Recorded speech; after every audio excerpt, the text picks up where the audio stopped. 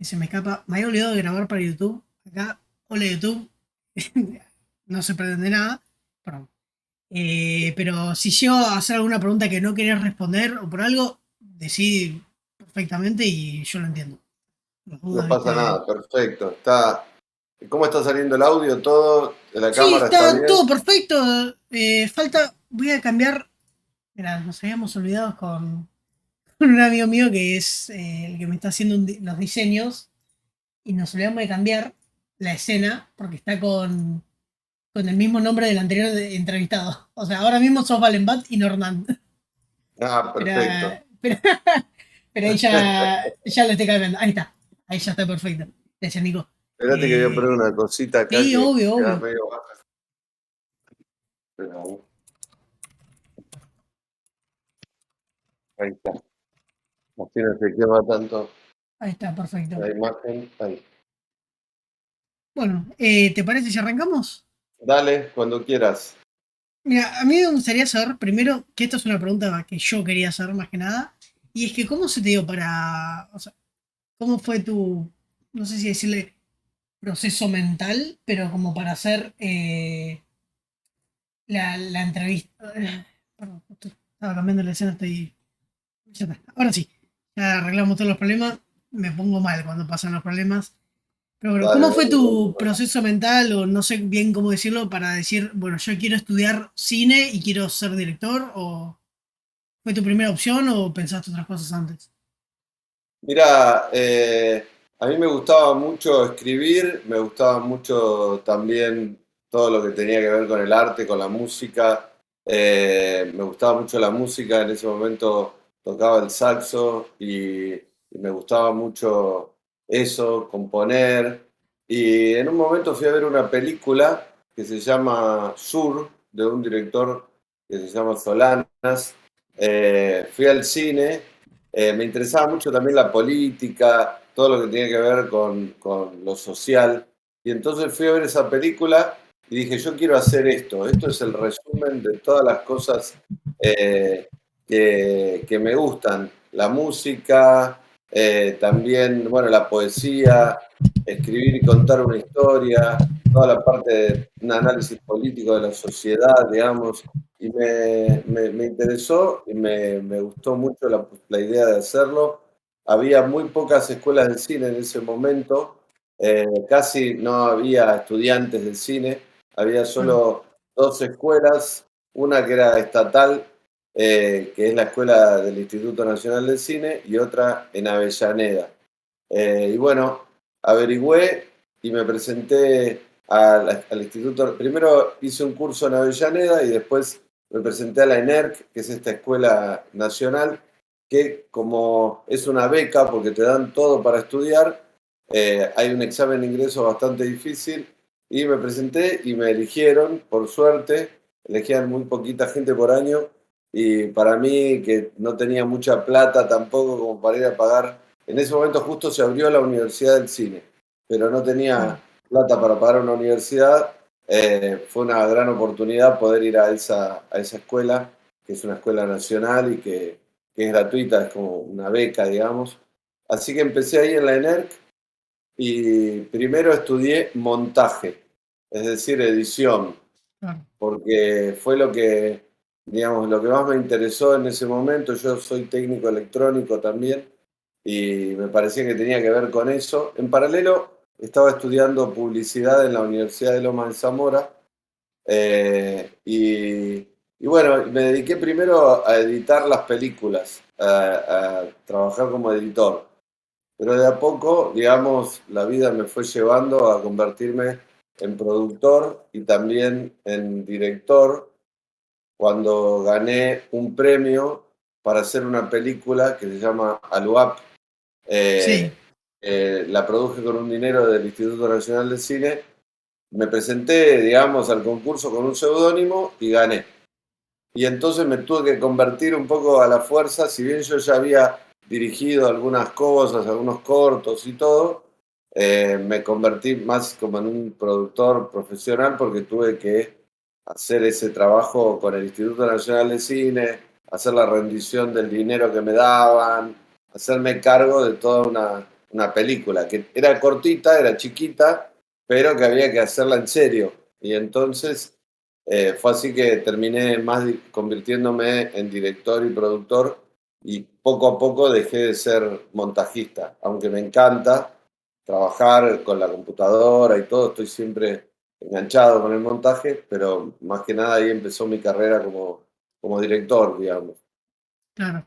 Bueno, de hecho, a Luab la vi el otro día, que de hecho yo me confundí cuando te mandé un audio. Yo te dije que, creo que te dije hablar de los militares, no sé bien qué te dije, pero habla del exilio del 76. Exacto, Que bueno, exacto. para los que la quieran ver, se llama Aluap o Paula al revés, está en YouTube subida, yo la vi por ahí.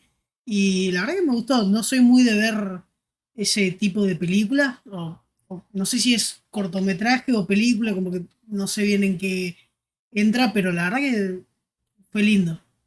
Qué bueno. Sí, es un cortometraje de ficción. A veces, bueno, en mi época también el cine argentino era como que uno decía es aburrido, ¿no? Como que uno tenía esa idea, iba a ver las películas norteamericanas, pero bueno, el cine argentino tiene unas cosas muy buenas. Hay una página donde está Luap también, que se llama cine.ar. Sí, la Y conozco, esa la conozco. página tiene un montón de películas argentinas muy buenas y estos que se llaman cortometrajes, que son películas cortitas que van más o menos entre 1 minuto y 15 minutos, 20, se llaman cortometrajes. Es un tipo de película que no es tan popular. En realidad ahora mucha gente digamos, en todo lo que es las redes y en YouTube y todo, ve cortometrajes todo el tiempo. No sé, un Sí, video de TikTok es un cortometraje. Pero bueno, antiguamente, digamos, estaba esta idea de una película que empieza y termina, que tiene un argumento y una estructura y que dura más o menos hasta 20 minutos, y a eso se lo llama cortometraje. bien. Bueno, vos, o sea, yo sé que cuando busqué un poquito de vos me sorprendió esto de que vos en el 2000, lo tengo acá anotado, en el 2008, te fuiste para Sí, Venezuela a trabajar con National sí. Geographic. Sí, ese fue mi primer proyecto para National Geographic. Eh, Empecé a hacer, siempre hice documentales. De hecho, mi primer película fue un largometraje que hice con tu mamá en Monte Grande sobre la escuela que tenían tus abuelos. Esa JT. fue claro, de Haití, que fue mi primer película, fue un documental. Desde ese momento siempre hice documentales, de una manera o de otra, me gusta mucho el documental, si bien tengo otras películas que son de ficción. La primera película de eso fue documental y después de eso seguí haciéndolo. En ese momento me llamaron para hacer unos documentales cortitos de más o menos 1 minuto y medio sobre música y cultura por toda Latinoamérica, también en Nueva York, y empecé a trabajar ahí para National Geographic. Después hice otros documentales, pero más largos, de media hora, de 1 hora, también en distintos lugares, muchos vinculados a la ecología. Por ejemplo, el último que hice fue el año pasado sobre reciclaje y el problema, digamos, del plástico en el mundo. Y bueno, hay soluciones posibles al problema del plástico y de la contaminación por plástico. Pero sí, es algo que me gusta mucho hacer también, hacer documentales y que sigo haciendo. Qué copado, qué copado. Sí, bueno, yo ya noté, leí un par de entrevistas, no las pude ver porque estaba en clase, pero leí con la transcripción de la entrevista y le dijiste, no me acuerdo bien en qué medio, pero que hablaste de que justo, bueno, la película Sangre en la Boca Sí, está basada en un cuento de la escritora venezolana que es Milagro Socorro. ¿Ah? sí, Que bueno, justo vos en estos documentales que haces por National Geographic, haces uno sobre Milagros, ¿puede ser?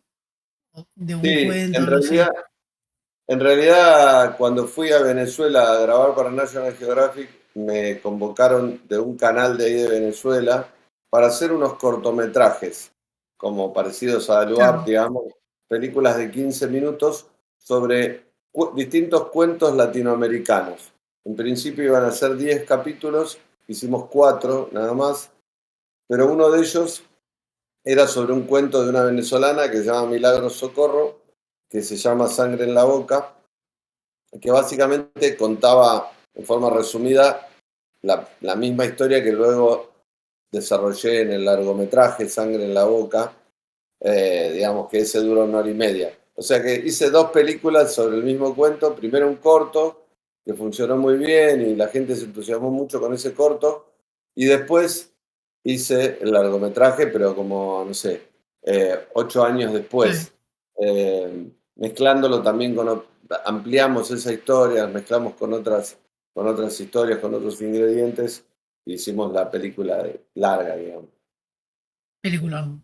Ya que estamos por decirlo, la vi, Bueno, qué bueno. la vi en su Que te momento, que gustó. ahora la sacaron de Netflix, la quería volver a ver esta semana para tenerla un poquito más fresca y me Sí, enteré que la habían increíblemente sacado. la sacaron, estuvo 5 años en Netflix y la sacaron, el contrato iba de marzo del 2017 a marzo del 2022, así que cuando terminó febrero, justo la sacaron, ahora probablemente salga en otra plataforma, seguramente esté en Amazon, hay que ver, Ah, están bien, haciendo las negociaciones para que esté ahí en otra plataforma y siga, y en algún momento va a terminar en cine.ar también.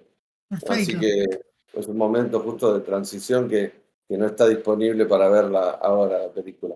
Bueno, en el momento que la suban a Amazon, esta plataforma Twitch tiene como una especie de watch party, como lo que habían sacado en la pandemia del Netflix Party, como para verlo todos Ajá. juntos. Así que en el momento que la saquen de Amazon, la vamos a ver acá todos juntos. Que bueno, es una película bastante interesante que después, capaz, eso como prefiero, lo podemos hacer ahora. Después, tengo varias cosas para preguntarte que me interesan a mí, como de cómo es. Que son varias cosas, las hablaste del making of, pero también como para que Lo me las que cuentes quieran. vos acá. Pero bueno, tenés varias películas que son excelentes. Muchas gracias. O sea, la que me interesó mucho, que no la pude encontrar, es la de, que después me la voy a poner a buscar bien, es la de Beirut, Buenos Aires, Beirut, que es medio Bueno, como un documental o algo así. esa película está en cine.ar, está disponible en cine.ar, la podés ver ahí. Sí, es un documental que hicimos en el Líbano.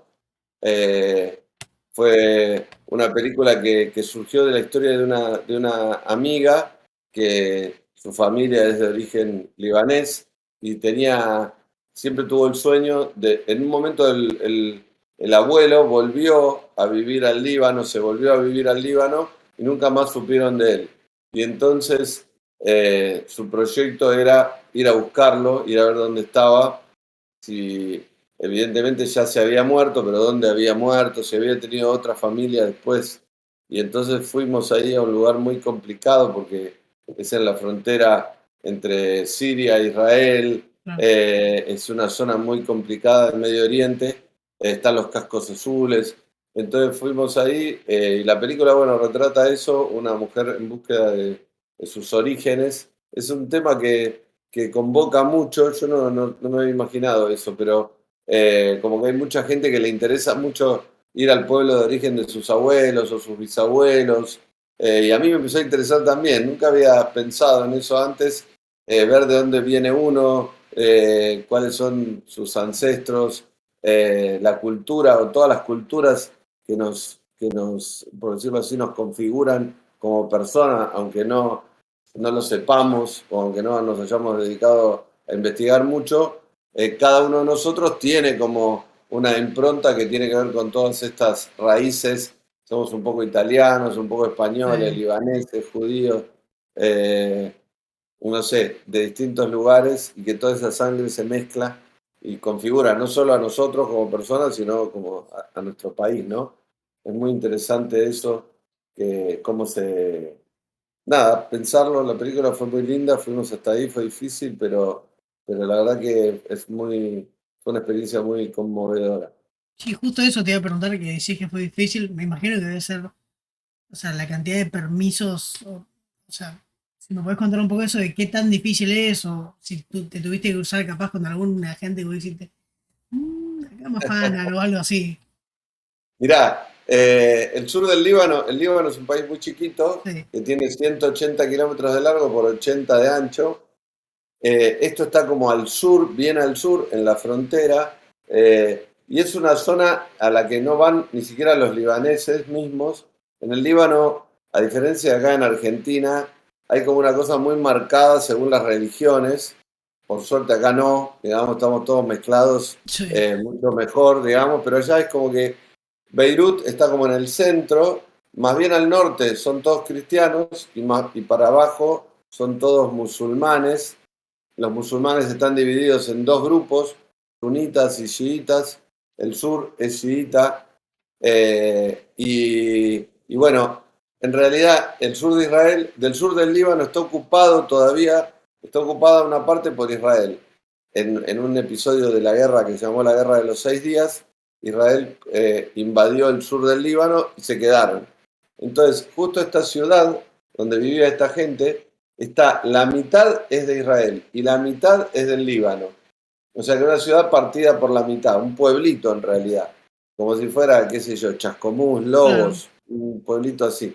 Y bueno, y ahí entonces está, por un lado el ejército israelí, del otro lado el ejército libanés, que son todos más bien cristianos. Está Hezbollah, que es como una guerrilla de origen musulmán, es una guerrilla de origen musulmán, chiita, y también están los cascos azules, que es una fuerza de paz de la ONU que trata de proteger ahí para que no se tiroteen en la frontera. Entonces, para llegar hasta ahí había que tener un permiso, muchos permisos, entre otros del servicio secreto y del ejército, y cada día teníamos que reportarnos ante la embajada y avisarles que estábamos bien, digamos, que no nos había pasado nada y que habíamos vuelto. Íbamos y volvíamos cada día. Fuimos solamente 2 días a grabar ahí, el resto fue todo el viaje y toda la llegada hasta ahí. Y bueno, finalmente encontramos a la familia del abuelo, y también, bueno, pudimos conocer esa realidad, que para nosotros es una realidad ajena, por suerte, todo el tema de la guerra, pero bueno, hay Claro. lugares, hoy más que nunca estamos Sí. digamos, informados con esto, digamos, pero bueno, guerras hay todo el tiempo en el mundo, es una cosa muy horrible, y bueno, nada, ahí es una zona de guerra, digamos, que a veces hay días pacíficos, por supuesto, que no pasa nada, pero están en guerra. Entonces todo está muy crispado, ¿no? Fuimos y vinimos, por suerte, sin problema, eh, y bueno, cumplimos el objetivo que era encontrar a esta familia. Qué bueno, bueno. Qué locura también. Qué Sí, la verdad locura. que, bueno, una de las cosas lindas de estudiar cine o de esta profesión tiene que ver con eso, ¿no? Con vivir muchas aventuras. Y sobre todo con el documental es muy lindo porque uno puede viajar, puede conocer países, conocer realidades, temas que a uno no se le ocurriría. Algunos documentales los he hecho yo con, digamos, en base a un proyecto que era mío, pero también como me han contratado para hacer otras cosas, como por encargo, digamos, Claro. que me dicen, mira, quiero un documental sobre esto y yo lo hago. Aprendí cosas que tal vez con las que no me hubiera vinculado si no fuera por el cine, ¿no? Bueno, vamos a hablar de, qué sé yo, de los plásticos. Si bien es algo que uno ha oído, aprender de eso está Claro. buenísimo. O bueno, todo el conflicto del Medio Oriente, por suerte es un conflicto que no se vincula conmigo, digamos, porque Sí, es una no me... realidad que los argentinos no vivimos y que más del, diría casi más de la mitad Exacto. de la Argentina o desconoce o no le importa. Exacto, exactamente. No tenemos conocimiento de lo que pasa ahí, excepto por los diarios, pero en general la gente no entiende mucho. De hecho, yo no entendía demasiado. Para mí era una cosa, voy a decir algo muy idiota, fui a la universidad y todo, pero no entendía que en realidad, por ejemplo, la mayor cantidad de musulmanes no son árabes, son africanos. O sea, casi los musulmanes, la gran mayoría de los musulmanes son africanos, por ejemplo. Yo Y no sabía. hay árabes que no son musulmanes, muchísimos árabes que no son musulmanes y que son cristianos. De hecho, todos los que nosotros les decimos los turcos o los que vinieron a Claro. Argentina se le decían los turcos, en realidad se le decía a los turcos porque habían venido con el pasaporte del Imperio Otomano, Claro. digamos, de lo que eran turcos en ese momento. Pero son árabes cristianos. Casi todos los que vinieron a Argentina, que conocemos como turcos o árabes, son cristianos, o muchos, bueno, son árabes, pero judíos. Pero en general no llegaron a la Argentina tantos musulmanes, pero para nosotros era como árabe igual musulmán y nada que ver. De hecho, Eh, para mí hasta hace 2 minutos era así. Me acaba de cambiar la por vida. eso unas ideas muy equivocadas sobre el Medio Oriente, y es muy interesante, digamos, saber todo eso. Por eso para mí hacer documentales siempre es un desafío y es una cosa muy divertida. No solo por ejemplo, otro documental que hice hace poco fue sobre salsa cubana versus reggaetón, ¿no? La pelea en Cuba, porque los cubanos, bueno, ellos en realidad no le llaman salsa, le llaman son a la música esa, son muy recelosos del reggaetón, porque el reggaetón viene de Estados Unidos, ¿no? O de Puerto Rico, que forma parte de Estados Unidos. Entonces, ¿cómo se vincula, por ejemplo, toda la revolución cubana con la música y con la guerra entre la salsa y el reggaetón? Eh, por eso digo, hacer documentales es algo muy lindo, hacer ficción también, pero el documental te permite aprender de mundos que no conocías, y a pesar de, bueno, que uno se va haciendo más grande, va creciendo, envejeciendo, todos los días aprendes algo nuevo, ¿no? Y eso está buenísimo, como que el cine te permite estar siempre. Yo, por ejemplo, hago muchos documentales sobre freestyle y hip hop. Bueno, iba a llegar a eso después, pero bueno, ya que lo tiraste, trabajaste con Red Bull y Sí, trabajo creo, mucho con Red Bull y trabajo mucho grabando freestyle, y batallas de freestyle y raperos. Estoy haciendo muchos contenidos con eso, con Woz, bueno, con muchos raperos que hoy son muy conocidos. Empezamos a trabajar hace como 8 o 10 años. eh, y bueno, y eso es una cosa que también es muy rara porque, bueno, en general la gente pasado los 25 años no tiene tanto vínculo claro. con el freestyle y con la cultura joven, pero por suerte, eso, tengo la posibilidad de hacer ese tipo de contenidos, seguir aprendiendo y no solo enterándome, disfrutando de ese tipo de música también, disfrutando de distintas cosas a través del documental. Sí, y aparte, una cosa me pasó a mí, cuando yo busqué en estos días un poco más de voz para, digamos, tener algo preparado, probé que a mí no me gusta tanto preparar bien todo, no sé, preparar 27 preguntas y hacer las 27 preguntas y listo, porque me gusta más un poco que sea un poquito más charla, algo más relajado, me gusta saber a quién estoy, con quién estoy hablando, ¿no?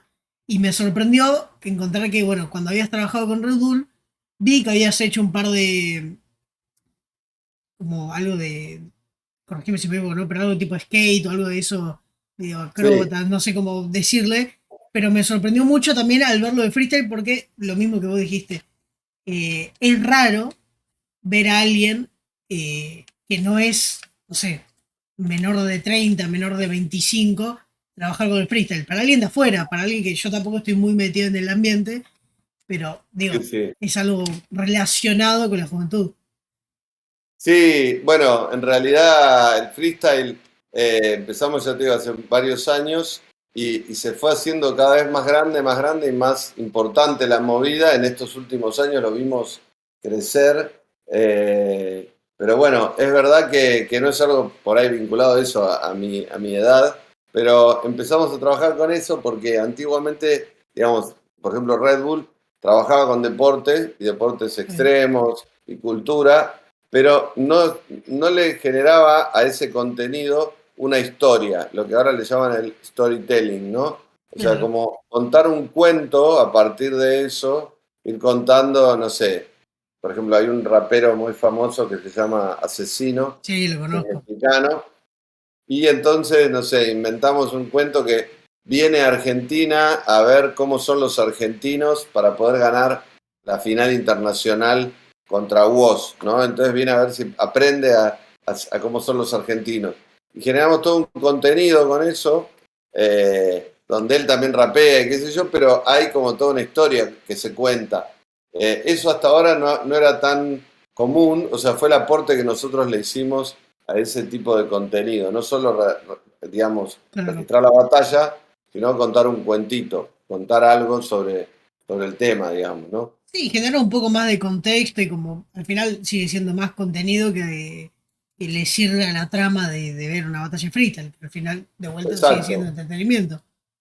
exacto, siempre está la épica, ¿no? En general son chicos que vienen muy de abajo, que Eh, empezaron en las plazas, ¿no? Y que de pronto, no sé, ahora son estrellas, que yo, Asesino es una estrella internacional, o Woz, qué sé yo, Trueno, gente muy, muy joven. Entonces, bueno, nosotros nos ocupamos de contar un poco el cuentito, ¿no? La historia, más allá del elemento freestyle, nuestra especialidad es contar historias. Y entonces, por esa razón es que seguimos trabajando con esto, contando esas historias, contando estas historias de vida también de estos chicos. Ahora vamos a hacer un contenido también con Trueno. Y bueno, a mí ah, me encanta, la verdad. Y finalmente, si te digo que sí, eh, hasta me pongo a freestylear, me pongo a batallar con alguno y le gano. Eh, ¿Hay alguna chance de que al final de esta entrevista me no, tires no, no, medio no, no. freestyle? Bueno, Es no un pasa chiste, es un nada, chiste. nada, nada.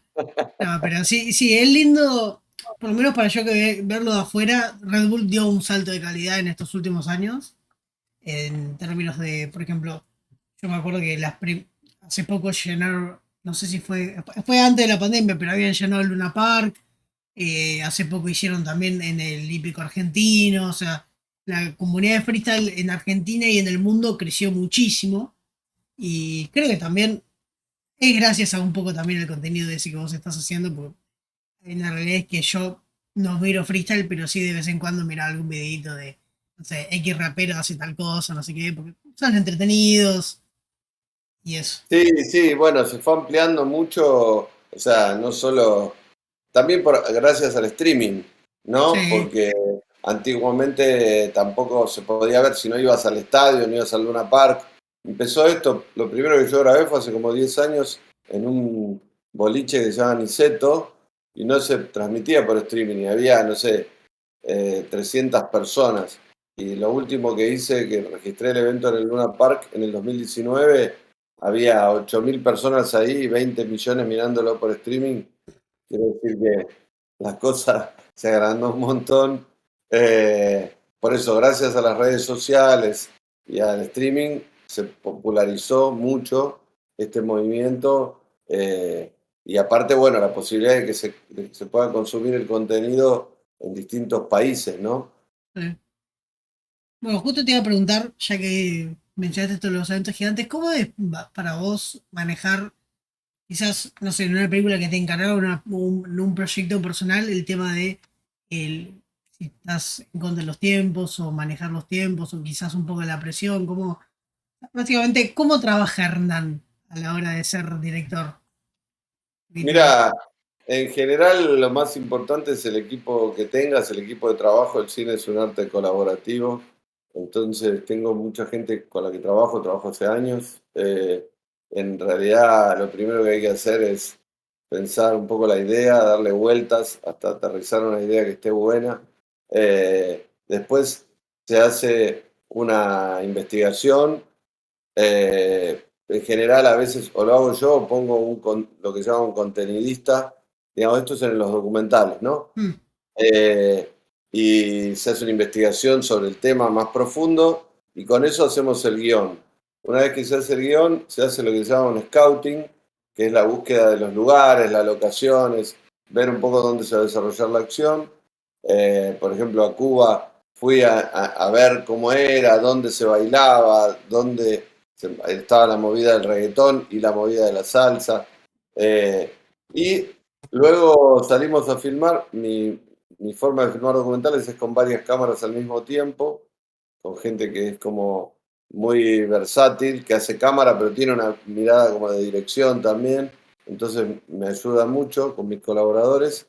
Y bueno, y después tiene mucho trabajo de edición, por lo menos 3 meses de edición para un documental de media hora, 40 minutos.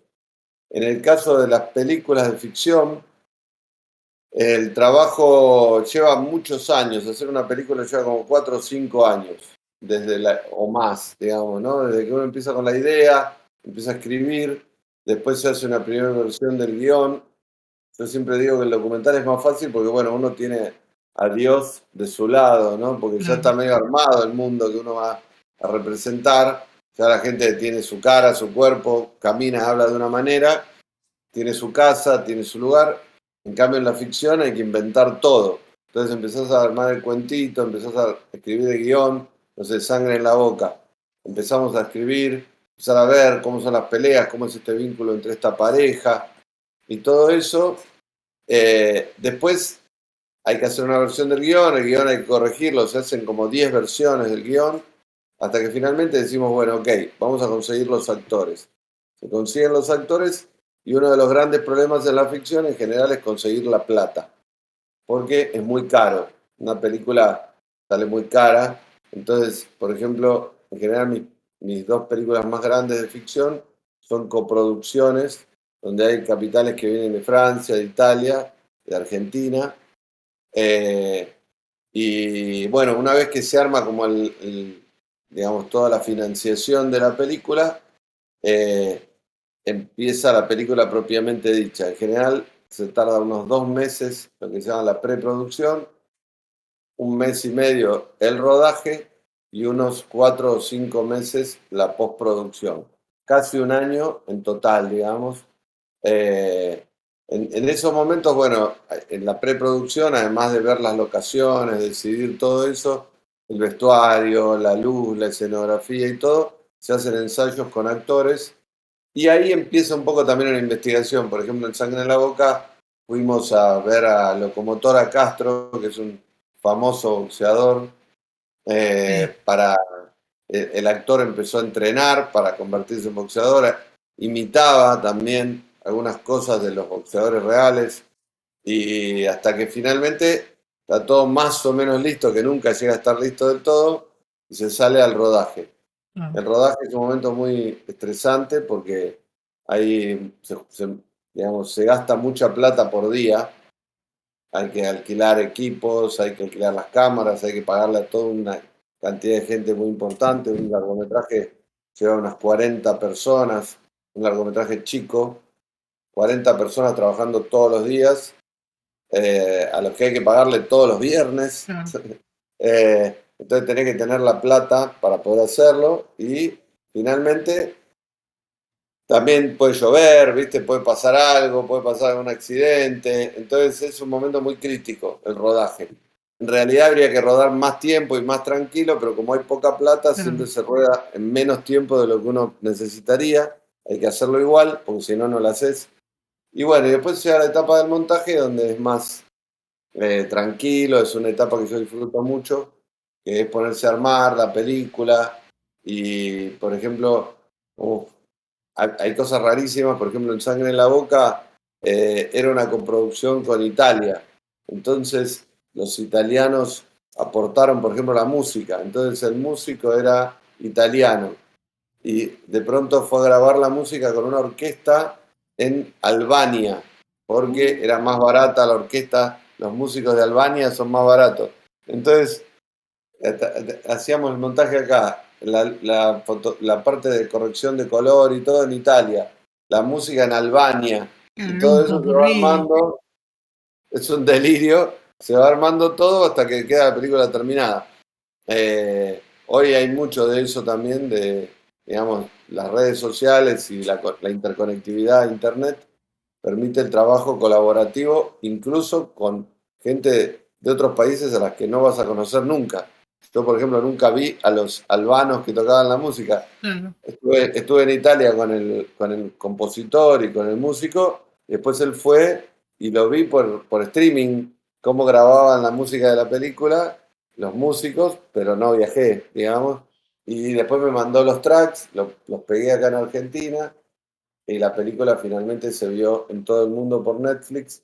O sea que hay algo muy extraño hoy, está cambiando todo, como que ya no hacemos tanto películas argentinas, solo para Argentina, sino que los contenidos que se hacen son casi todos globales.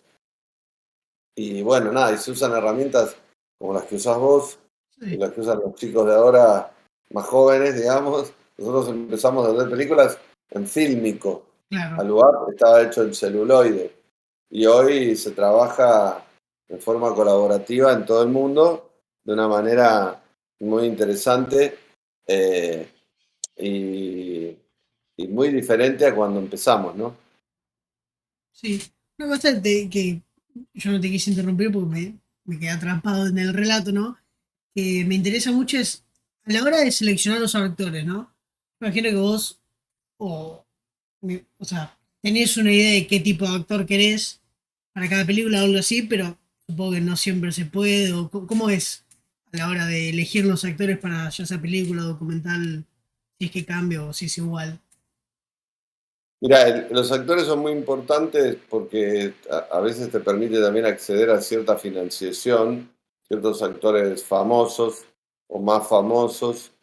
Por eso tener un elenco es muy importante, un elenco que sea conocido un Bueno, el poco. elenco de Sangre en la Boca es un elencazo. Sí, bueno, en realidad es la primera película que hizo Eva de Dominici. Bueno, pero eh, digo, está Claudio Risi, está, bueno, Leo, sí, el otro que no me sale el nombre, Osmar Núñez. Omar Núñez. Sí, bueno, en realidad por eso, primero, el primero que estuvo fue Leo, yo escribí la película pensando en él. Después iba a haber una actriz mexicana, fue gracioso eso porque la historia era con una actriz mexicana, pero ya estaba todo más o menos firmado, pero la llamaron para protagonizar una película de James Bond y le pagaban como 20 veces más que lo que le Claro, pagábamos nosotros. Entonces al final se fue y por suerte, porque bueno, apareció Eva, una chica que había estado en realidad en la tele mucho tiempo cuando era más chica, y estaba con Patito Feo, una serie que había, y bueno, nada, y apareció y fue una super revelación, ahora está trabajando en Estados Unidos y acaba de hacer una película para Hollywood muy grande con Bruce Willis. Entonces, bueno, nada, a veces pasa eso, hay un montón de cosas fortuitas, pero bueno, a mí básicamente me gusta trabajar con buenos actores.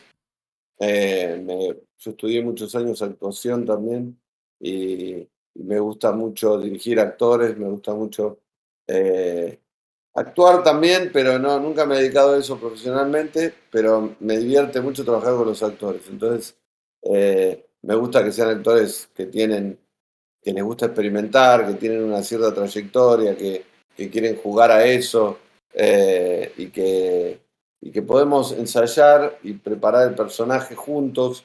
Me interesa mucho la mirada del actor sobre el personaje, lo que el actor necesita. Entonces, al final, los personajes son como un invento entre lo que escribí yo y lo que los actores interpretan y aportan, y vamos fabricando, digamos, como ese muñeco, claro. digamos, ese bicho que es el personaje, lo vamos haciendo también de forma colaborativa. Yo soy muy fanático del trabajo en equipo, el trabajo colaborativo no, en general no es, por ahí yo al final digo, bueno, la última palabra la tengo yo, pero me gusta mucho trabajar con el equipo, con los actores, con los músicos, con todo.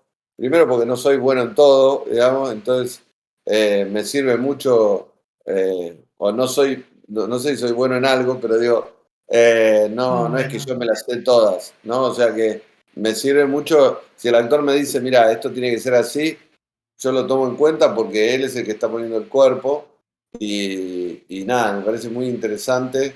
Finalmente el personaje tiene su voz, su cuerpo, sus emociones también, y entonces es algo que es muy importante. sí.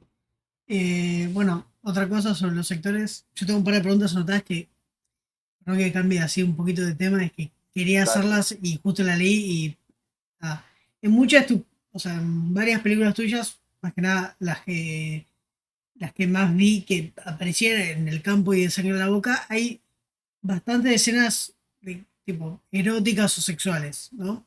Sí, Lo que te quiero preguntar es, que de hecho vos lo decís en el making of de Sangre en la Boca, de que a vos te gusta generar ese ambiente de como de confianza mutua entre los actores para que sea la escena lo más natural posible. sí. ¿Cómo haces para generar ese ambiente? ¿Cómo es el hecho de decirle a los actores, bueno, los vamos a filmar en esta escena? ¿Hay una negociación en el medio? ¿Cómo funciona? Mira, en general a mí me interesan mucho las relaciones entre personas y me interesan mucho las relaciones de pareja. Me, me llama mucho la atención, me parece algo muy increíble como una pareja y su dinámica, su forma. Y bueno, las parejas en general tienen un Y sí, vínculo físico, sexual, digamos. Como estas dos películas justamente son sobre dos parejas, me parecía que ese aspecto era muy importante. Con los actores, básicamente, los actores profesionales en general no tienen problema con eso, en la medida en que uno se haga amigo y se hagan amigos entre ellos, y se genere un clima de trabajo cordial. Trato de generarlo con todos los actores, trato de trabajar con actores que son buenas personas, eso es importante, es decir, que si vos sos una buena persona, sos buen compañero y hay un momento de amistad y Entonces estamos jugando todos, ¿no? Evidentemente cuando hay una escena de violencia en una película, como que están pegando, no te vas a pegar de verdad, ni vas a ujú, lastimar al otro de verdad, ¿no? Es como un juego, estás jugando a que te estás pegando. Y bueno, y las escenas así más íntimas o eróticas o lo que fuera es lo mismo. Es un juego, estamos jugando a eso en medio de mentirita, todo de mentirita. Y entonces, cuando los actores están en confianza entre ellos y en confianza conmigo y que estamos todos jugando a ese juego, como si fuera a disfrazarnos, porque al final una película es un montón de gente disfrazada sí, haciendo de alguien que no es y haciendo como si algo que no es. Entonces, en general no hay problema. Hay que hacerlo así, muy relajado, muy divertido, muy en confianza y de una manera muy amistosa y está todo bien. Nunca le pongo una carga como de violencia a la filmación. Si estamos haciendo una pelea de box, y bueno, terminan un par de golpes y todos nos cagamos de la risa. O sea, es como, hay algo de eso que no se pone violento de verdad, ¿no? Y después cuando salen del set, los actores que hagan lo que quieran. Si se quieren ir a tomar una birra entre ellos, es otro tema. Pero acá estamos todos jugando y somos todos amigos, ¿no? En claro, general es así. claro. Bueno, justo lo de la pelea. Yo por lo que entendí, se hace una coreografía de la pelea, Sí. pero ¿está toda la pelea coreografiada o hay momentos que, bueno, improvísense, dense un poquito y para que sea un poquito más real o cómo funciona eso? Mira, es complejo. Hay como un manoteo, por llamarlo así, como todo eso que se puede improvisar, pero cuando le vas a pegar una piña a uno y todo eso va mucha coreografía porque la idea es que no Claro, se lastimen. Entonces es como que la mano pasa por adelante, el otro gira la cabeza. En general se hace como una coreografía o partitura, es primero piña acá, piña allá, yo defiendo, yo defiendo. Después piña abajo, yo defiendo, yo defiendo. Después yo te pego una piña. Después nos agarramos como si estamos cansados y nos separan. Bueno, vamos a filmar ese pedacito. Uno, dos, tres, cuatro. Pa, pa, pa, pa. En general se hace con dos cámaras para poder tener continuidad y que el movimiento sea el mismo en el plano de uno y en el plano del otro. Y a veces hasta con tres cámaras. Y bueno, nada. Y después mucho de lo que es la pelea, lo mismo que también en la parte del sexo, es todo el diseño de la banda sonora, ¿no? El golpe, cómo se escucha el ruido de una trompada, ¿viste? Y todo eso tiene que ver con unos ruidos que se le ponen en la postproducción que no están en el rodaje. Se claro. ponen ruidos y cosas y efectos digitales para fortalecer el efecto y la impresión en el espectador, ¿no? Eso es un poco la idea. Por ejemplo, en una trompada se hace un pequeño corte y se le sacan como unos frames para que el golpe parezca más violento. Hay un montón de trucos que se usan para que el espectador se la crea, Claro. que son cosas que no pasan. En general, si hay dos personas hablando, en la escena están hablando. Pero bueno, en otras escenas no está ocurriendo lo que parece ocurrir. Si a alguien le cortan la cabeza, Y no le pueden cortar la cabeza. menos Entonces, mal. menos mal. Por eso es que se usan un montón de trucos que tienen que ver con la truca digital, que hoy se usa mucho, que se llaman VFX, y con el sonido, ¿no? Sí. Ha pasado, por ejemplo, en Sangre en la Boca y en algún momento a alguno se le escapó de más y fue un momento de risa o algo así en el que alguno capaz que pegó muy fuerte. Mira, no, no pasó por suerte porque además el pibe, el que competía con Leo, es un campeón mundial, ¿no? Claro. O sea que te pega una trompada, te mata. Sí, Pero me contaban, por ahí, esa es una anécdota, yo no lo sabía cuando filmé la película, que por ejemplo, en un momento, en Rocky, siempre se pegaban uno al otro una piña de verdad, que lo tiraba al piso, como que este se quedaba así y el otro le pegaba una trompada que le rompía la cara. Y en un momento, Sylvester Stallone estuvo casi como en coma, no sé, como que quedó sí, desmayado knockout. un rato.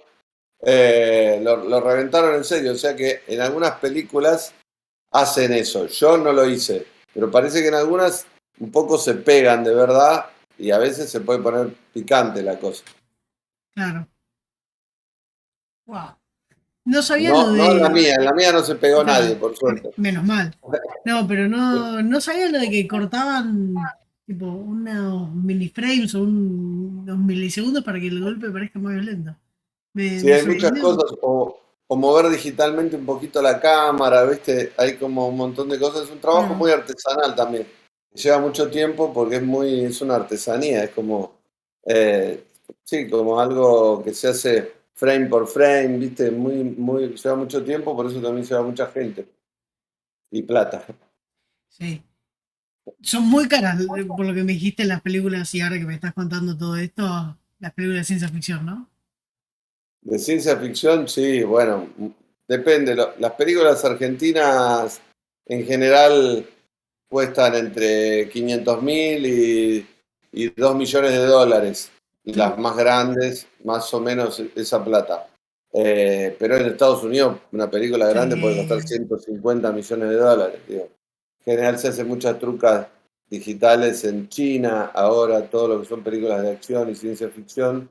Se trabaja con unas computadoras muy poderosas en distintos países del mundo y mucho en China que tienen mucha tecnología. claro. Qué locura. No, la verdad que bajaste una data hoy increíble, que no sabía que existía. Tengo un par de No, preguntas bueno, así. Sí, yo creo que antiguamente, digo, hace unos años, hará 20, 25 años, todo eso se hacía en forma analógica, costaba muy caro, era muy difícil y quedaban bastante mal. Pero hoy, cualquier chico muy joven con un programa que se llama After Effects puede hacer unas cosas alucinantes que antes solo se hacían en Hollywood, digamos, ¿no? Eh, Cuando se hizo Titanic, que tiene unas animaciones muy chotas, era como un desafío tecnológico tremendo. Ahora eso mismo lo podemos hacer en una PC de una casa a un pibe que tiene 9 años. Entonces, digo, eso también puso la vara más alta, porque ahora hay que hacerlo mejor, ¿no? Porque están las claro. herramientas. Pero bueno, por ahí tal vez para mí es un campo de trabajo muy lindo, sobre todo para los chicos jóvenes como vos, por ahí hay gente por ahí que te escucha, la posibilidad de hacer cine hoy está muy al alcance de cualquiera. Hasta con un teléfono podés hacer un contenido que está muy bueno. Lo importante siempre, o lo más importante es contar una historia y saber contar una historia y ponerle cabeza a la historia. Pero lo que está bueno hoy es que no cuando yo era adolescente. Cuando yo era adolescente no tenía una cámara nadie, ni siquiera tenía una Claro. cámara alguien para filmar a la familia, ni hablar de los teléfonos, ¿no? No, Eh, Hoy todo el mundo tiene una cámara en el bolsillo muy poderosa y que graba sonido bastante bien. Entonces con eso se pueden hacer muchas películas, muchas cosas y es una linda profesión, la verdad. sí. hablando de Titanic, ¿no? Que me quedé pensando. ¿Te hubiese gustado dirigir, o, la pregunta, ¿no? ¿Qué película, sí, a nivel mundial o Argentina, te hubiese gustado dirigir como esta la hubiese dirigido?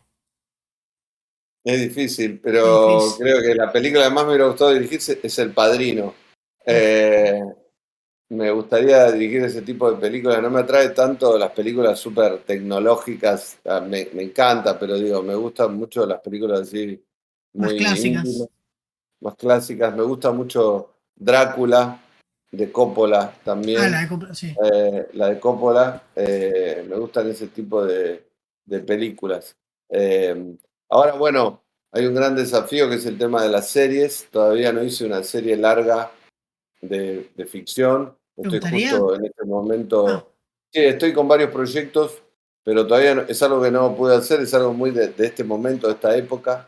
Estoy en tratativas para tratar de hacer una serie más grande, así. Es otro formato, es otro tipo de relato, me interesa, me desafía.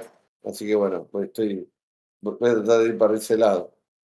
Y bien, otra, qué lindo. sé yo, no sé, alguna de Spielberg, que es un genio.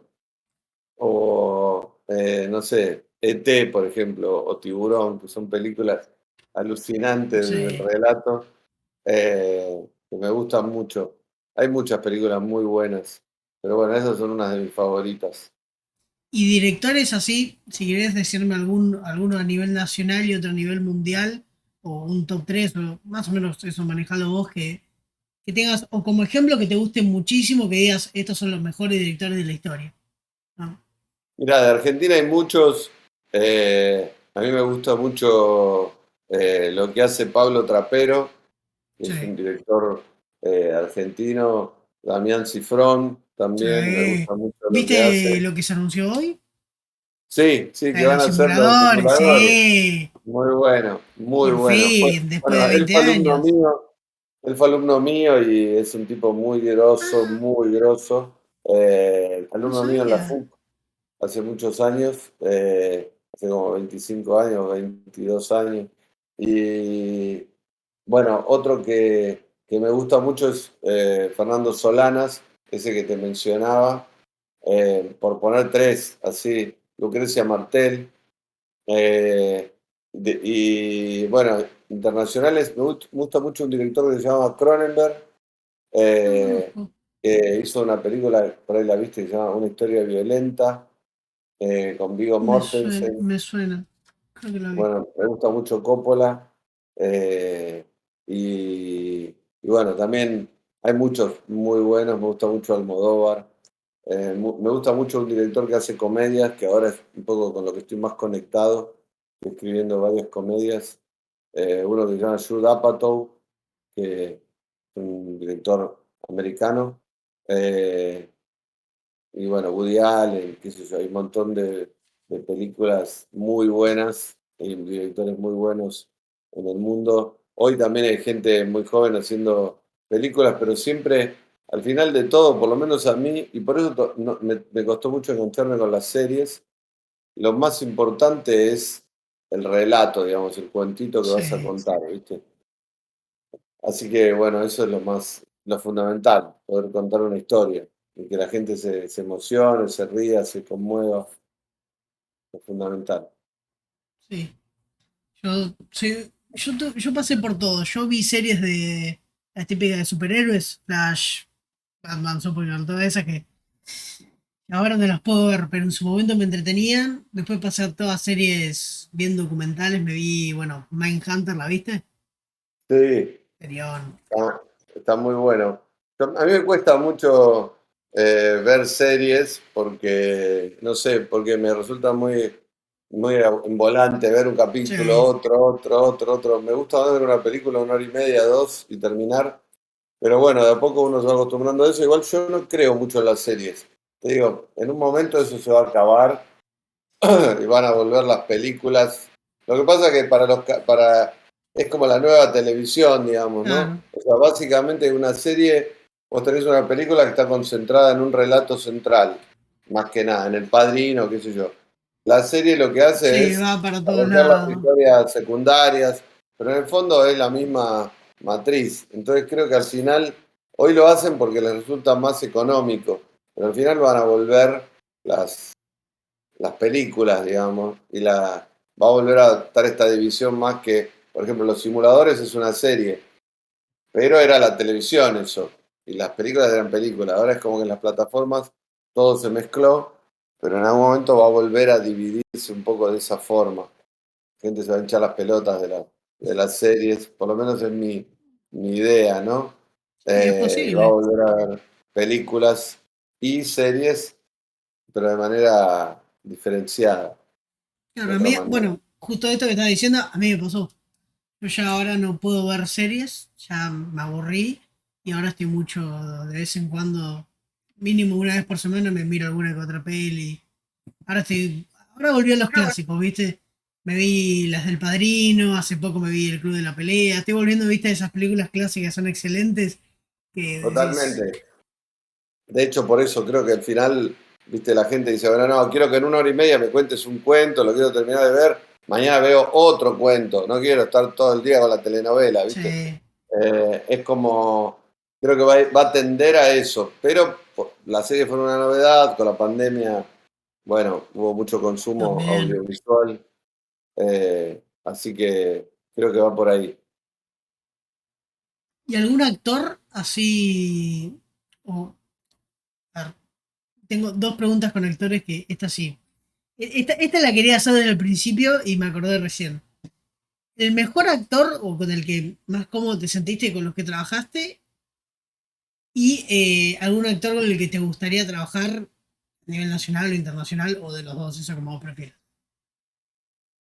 Mira, bueno, con Leo he trabajado muy bien, es una persona que la conocí en la escuela de teatro y somos amigos también y me llevo muy bien laburando, sobre todo. No es que nos veamos todo el tiempo, pero laburamos muy bien, así que con él creo que me ha sido muy lindo trabajar con él, con Osmar Núñez también. Eh, Eva es una actriz maravillosa, muy buena actriz que tiene un futuro tremendo porque es una actriz muy, muy dúctil, muy profesional. Eh, de acá, en algún momento, me gustaría trabajar con Darín, me parece que es un actor que me interesa.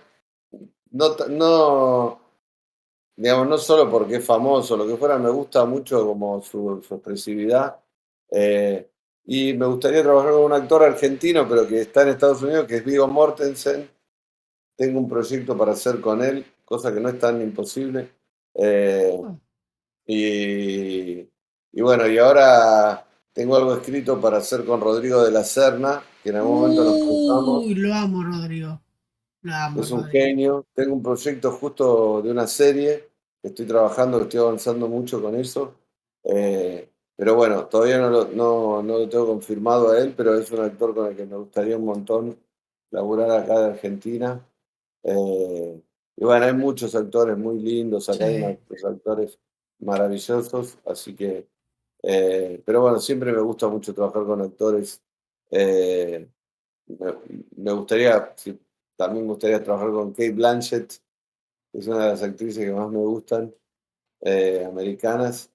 Eh, Así que bueno, vamos a ver qué trae el futuro. ojalá se te dé. O sea, la verdad que ver una serie, creo que me dijiste, de vos con Rodrigo de la Serna es doble premio. Vamos a ver si se da, vamos a ver. Estoy acá eh, haciendo las tratativas, las negociaciones, tenemos unas reuniones. Pero bueno, un proyecto así, una serie, un largo, lleva bastante tiempo y tengo que, nada, hay que ir esperando, negociando, viendo muchas reuniones, lleva mucho tiempo.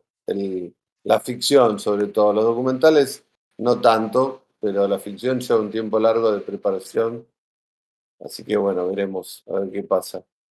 Qué lindo, qué lindo.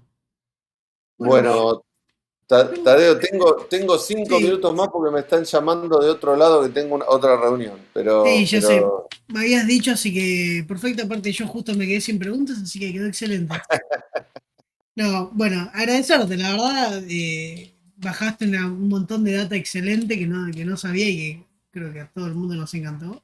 Y nada, agradecerte por tomarte el tiempo de venir acá, así que bueno, estás con todos estos proyectos que te toman tiempo y bueno, es, hay que tener ganas de venir acá a charlar conmigo, así que bueno, muchísimas No, gracias.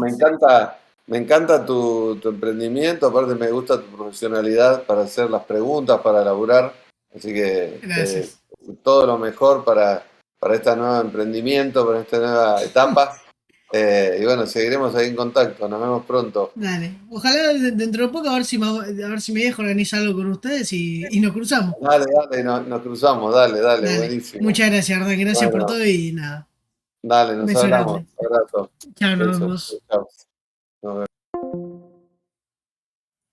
Ah, perdón que no leí el chat durante la entrevista. Nada, no.